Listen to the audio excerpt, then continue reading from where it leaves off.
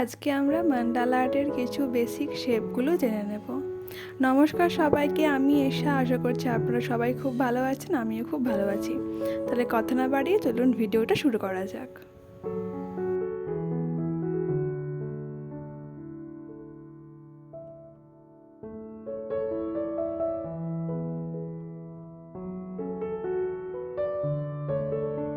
শেপগুলো তো জানা হয়ে গেল, তাহলে চলুন এইগুলো দিয়ে কিছু প্যাটার্ন এঁকে নেওয়া যাক।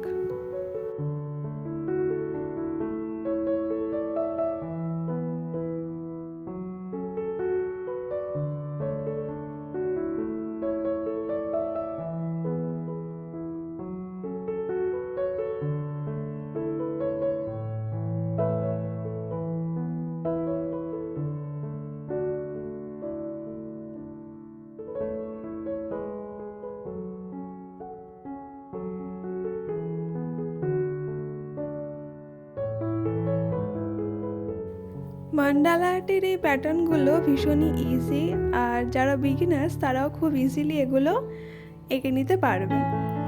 তো মান্ডালা আর্ট সিরিজের এর আগে অনেকগুলো ভিডিও আছে যেগুলোতে আমরা মান্ডালা আর্টের বেসিক কিছু প্যাটার্ন জেনেছি। এখনও যারা সেই ভিডিওগুলো দেখেননি তারা অবশ্যই গিয়ে দেখে নেবেন। সেগুলোর লিঙ্ক আমি ডেসক্রিপশন বক্সে দিয়ে দেবো।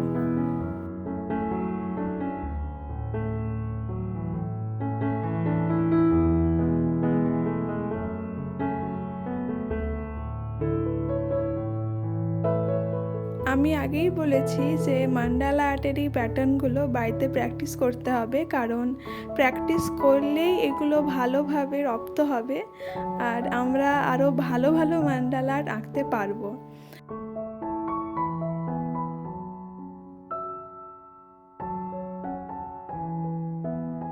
আজকের এই ভিডিওটা বেশ অনেকটা বড় হয়ে গেছে, কারণ সবগুলো শেপ দিয়ে কিছু প্যাটার্ন আমি আপনাদের সাথে শেয়ার করেছি। তো এই প্যাটার্নগুলো দিয়েই আপনারা আরও নতুন নতুন প্যাটার্ন ক্রিয়েট করতে পারবেন।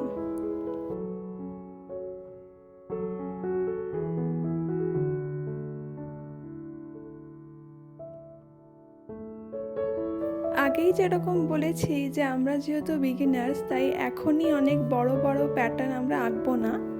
আগে খুব সিম্পল আর ছোট ছোট প্যাটার্নগুলো দিয়ে মান্ডালা আর্ট প্র্যাকটিস করব, ছোট মান্ডালা আর্ট প্র্যাকটিস করব, তারপরে আস্তে আস্তে আমরা বড় মান্ডালা আর্ট প্র্যাকটিস করব। এতে করে কি হয় যে আমাদের কনফিডেন্সটাও আস্তে আস্তে বাড়ে, আর আমরা যত প্র্যাকটিস করব তত কিন্তু আমাদের আঁকার হাতটা আরও ভালোভাবে সেট হয়ে যাবে। তাই জন্য এখন ছোটো ছোটো মান্ডালা আর্টের প্যাটার্নগুলো আমরা প্র্যাকটিস করছি। পরে অ্যাডভান্স যেই এপিসোডগুলো আছে সেইগুলোতে আরও কমপ্লিকেটেড যেই প্যাটার্নগুলো আছে সেগুলো আমরা শিখব।